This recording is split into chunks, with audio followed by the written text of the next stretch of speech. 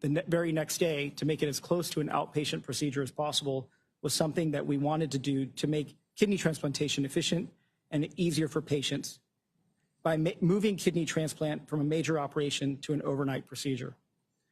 I looked around, and there were other procedures that were done awake that many people are aware of. They're comparable to how a kidney transplant is done.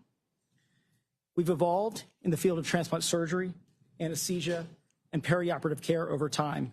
So I thought, why not offer the best that we can for our patients that need life-saving organs with a program that combines all of these efforts? One of the first things we had to do, however, was install the idea of enhanced recovery for our patients after kidney transplant. We worked for the last year and a half or so to bring that into the fold of getting patients off opioid narcotic pain medication and discharging them early. Once that was in place, we thought it was time to approach our anesthesia colleagues and ask, why not build a program around this and do this without general anesthesia with a next day discharge? So at this point, I'll turn this over to Dr. Garcia-Tomas, who will talk about anesthesia that was used for the procedure. Thank you, Dr. Nadig. It's been an honor working with you and your team on this. Dr. Nadig and I have been working for over a year together to improve care for patients receiving kidney transplantation. We've been trying to expand the availability of regional anesthesia for these types of patients. And part of this process was to think a bit outside of the box of what's commonly being done and ask ourselves, how can we improve patient experience and simultaneously lead to better outcomes? So for John's case, instead of using general anesthesia, which is what's typically done for kidney transplantation, we did a spinal anesthetic with a bit of sedation for comfort. Spinal anesthesia is very commonly done for other types of procedures, such as cesarean sections. And I can say that doing the spinal for the awake kidney transplantation was easier than many C-sections. The procedure was incredibly simple and uneventful, but it allows the patient to be awake for the surgery. Now, on the other hand, when patients receive general anesthesia, they're under a lot more medication. It requires an intubation and is overall more invasive than an injection in the back. General anesthesia inherently poses risks to anyone, but a significant portion of the patients that require kidney transplantation are older individuals who may have some degree of kidney dysfunction, or some degree of cognitive dysfunction, and or heart or lung disease. And it's for these patients with cognitive dysfunction, heart or lung disease that general anesthesia poses an even greater risk to their overall health. So by doing a spinal anesthetic for the kidney transplantation, we were able to bypass these risks associated with general anesthesia. And additionally, the patient also doesn't have to go through the recovery period associated with an intubation and being hooked up to the ventilator during the surgery, overall leading to a better patient experience. And with that, I'll turn it back to Dr. Nadig. Thank you, Dr. Garcia-Tomas. As you can see, transplantation is the ultimate team sport. What's remarkable about this is the collaborative efforts between anesthesia and surgery. So a little bit about the surgery itself. It took less than 2 hours, and John was discharged and able to walk out of the hospital less than 24 hours later. A normal hospital stay at Northwestern Medicine for a kidney transplant is about 2 to 3 days, and nationally, about 5 to 7 days.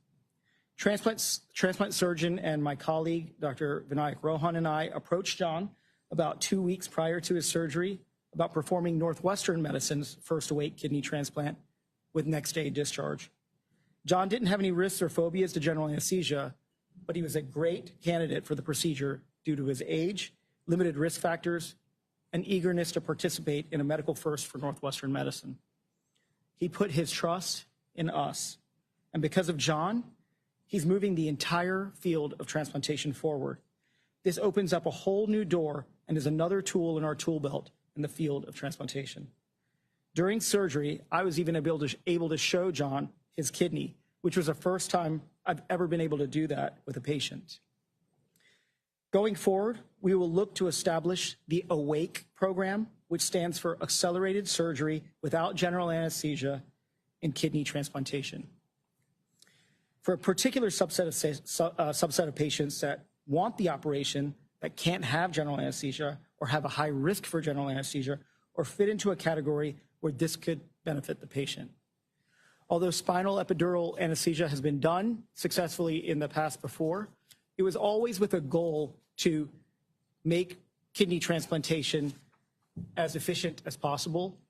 And at Northwestern, we were able to achieve that goal with John. But John has a story of his own that led him to becoming Northwestern Medicine's first patient to undergo this procedure. John started having kidney issues a little over a decade ago when he was 16 years old. Labs determined he had inflammation of the kidneys that was causing damage. He was able to manage it through medication, but after moving to Chicago in early 2022, and after establishing care with Northwestern Medicine, his kidney function was declining. While he was able to avoid dialysis, it was clear he would eventually need a kidney transplant. But he had some challenges in finding a donor.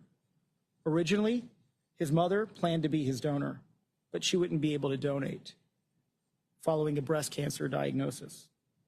John then turned to a group of friends he's had since elementary school. And one of his best friends, Pat Wise, stepped up to be his donor. Pat was declared a match, and he traveled to Chicago where surgeons removed one of his kidneys and transplanted it into John. With that, I'll turn it over to John, who'd like to say a few words. So now that I have the floor for a moment, I just wanted to express how truly powerful of an experience this was, and the fact that it was truly life-changing. And I just really feel the need to publicly thank Patrick for making it all possible. It really was a tremendous gift. So Thank you. one of the things that happens when people have kidney failure is they have to limit their types of food that they eat, sometimes their favorite foods. So before transplant, John, you had to limit your salt intake, which meant you couldn't indulge in one of your favorite foods, pizza. This is true. When our friends over at Lou Malnati's Pizzeria heard the news, they wanted to surprise you. Actually, I think their delivery person just arrived.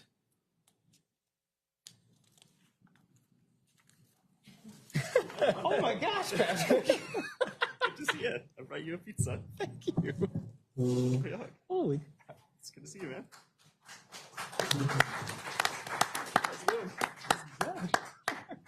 I didn't expect this to happen. Yeah, Can surprise. you scoot down just a little bit? We'll get him in here. Thank you. Get a microphone see you. for you. You handshake it? I'm so excited to introduce John's donor, Pat Wise.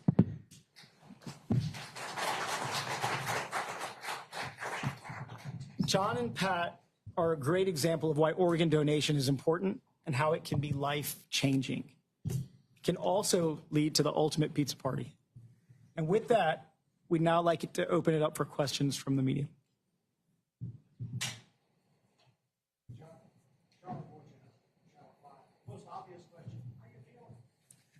Honestly, I'm feeling great.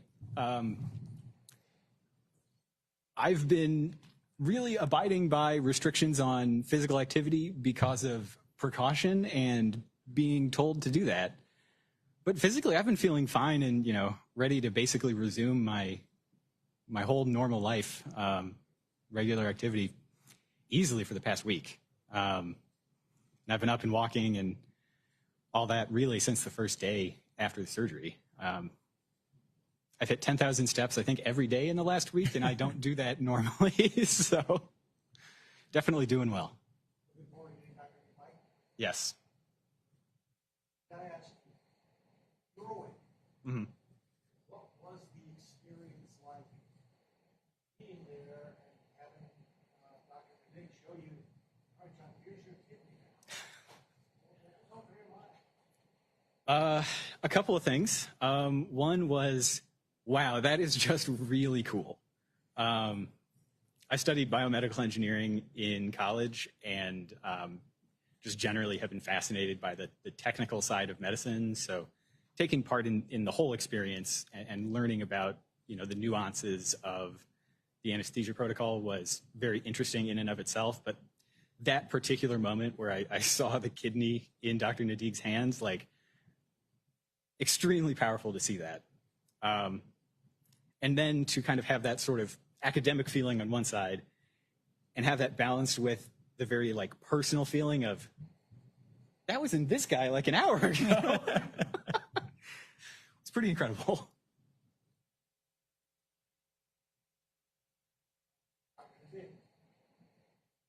I understand that it's better to do this quickly so that John can recover. Sort of the layman, explain why it's better, and you think, oh, it's comfortable, do surgery, and then give you time to recover. Why go in, put the kidney in, move on?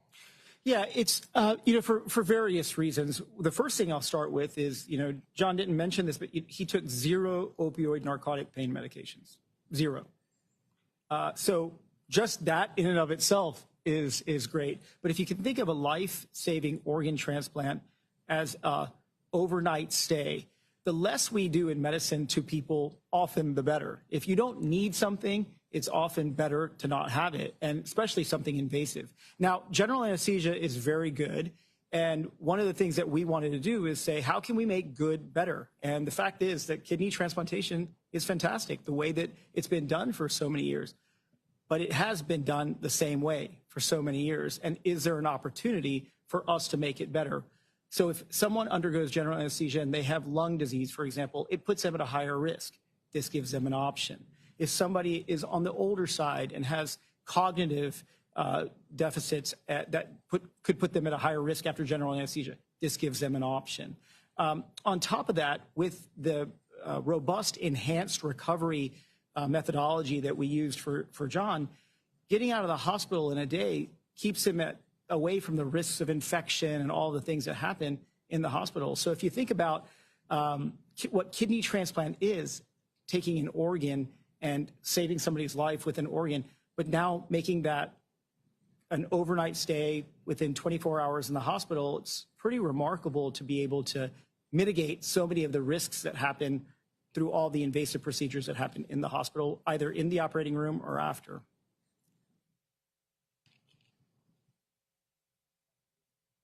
Let me give you one more. What else, how else can you apply this protocol? Are there other surgeries which are more suitable to this awake process? Does this open up a whole new branch of almost outpatient medicine? You want to take that, and I can. Yeah, so there are other procedures where we already do this. It's just that very different. Some of them are very different types of procedures, such as total joint replacements. Some of them are more similar, like cesarean sections, that are also pelvic surgery. In this case, bringing that over to transplant, where traditionally is being considered major surgery, and it may be daunting, particularly in places or centers where they don't have high volumes. We needed to think about some other aspects of how to bring that awake process and that specific anesthetic to this surgery. So that was a little bit challenging. But like I said, at Northwestern, we have a center where we do a high volume of these cases. We have a very experienced surgery team with expertise, and we also have division of regional anesthesiologists that are also very experienced with these types of anesthetics. And when you have that combination is where you can think about, okay, like our results are good, but how do we move the needle in the field to make it better and perhaps empower or embolden other centers to follow suit? So one of the ways I would answer that also is that it challenges the status quo of transplantation, which has been the status quo since 1954. The way that we do a kidney transplant today is very similar to the way that it was done when it was first done in 1954. But times are changing, and we're in a renaissance of transplantation right now. So what this allows us to do is think outside of the box and build on the fact that although spinal and regional anesthesia has been applied to kidney transplantation in the past, combine that with enhanced recovery and all of the aspects that we used for John to just make it that much better. So it allows us to really challenge the status quo and move the needle for something as major as an organ transplant. Questions on Zoom. First question, was it a laparoscopic transplant? No, this was, John's was an open procedure with about a 6 to 7 centimeter incision. It's very similar to what a woman would undergo when she would undergo a C-section, for example. Matt, what was your experience as the donor? You were talking to somebody who was considering doing the same thing. What would your message be to them? I mean, I think I would certainly encourage people to consider it if it's right for them. It was a great experience for me. You know, I grew up in a kind of medical family, so it was cool to get to go through a unique procedure like this, and you know, give an incredible gift to a friend is always a good feeling in your heart. And the fact that it contributed in some sort of small way to this incredible medical advancement is just kind of the icing on the cake, really. And how are you feeling today? I feel great. I went for a run this morning, so yeah, like the recovery is surprisingly quick and easy for the donor, I think.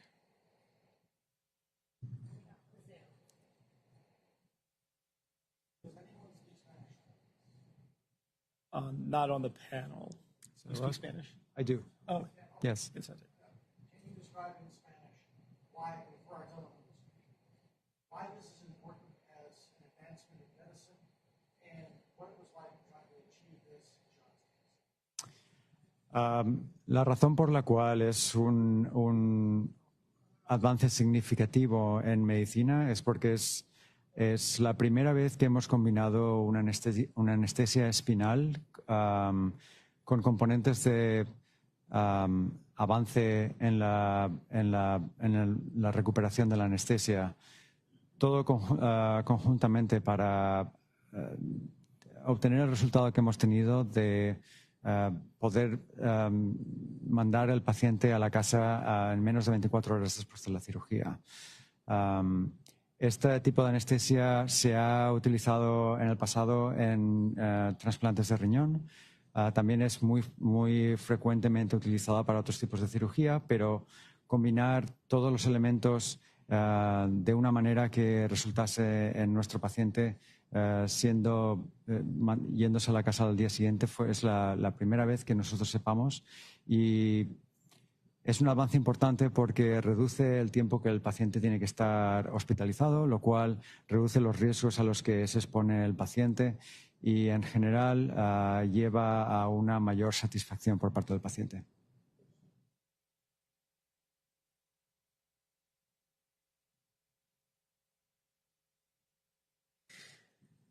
All right. So, John, we're very honored that you allowed us and trusted us to do something that potentially opens the door for kidney transplantation to more patients. We wanted to give you a gift to show you our appreciation. So following the surgery, if you remember, you gave 2 thumbs up for a photo with the OR team. We had everyone in the OR sign that photo for you.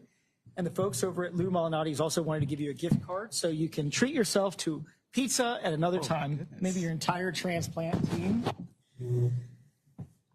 So this is the photo of John in the operating room with the entire team giving 2 thumbs up.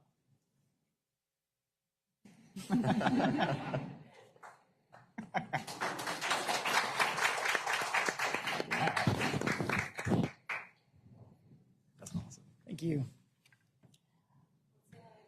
Yeah, group photo. Yeah. Is there actually pizza in that box you brought? There is, yeah. It smells good. Oh, really? We'll bring the pizza in after pictures. I know. Gotta do the pictures first. There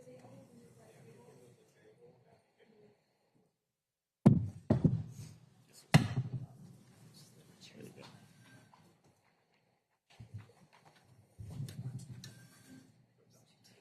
Goodbye.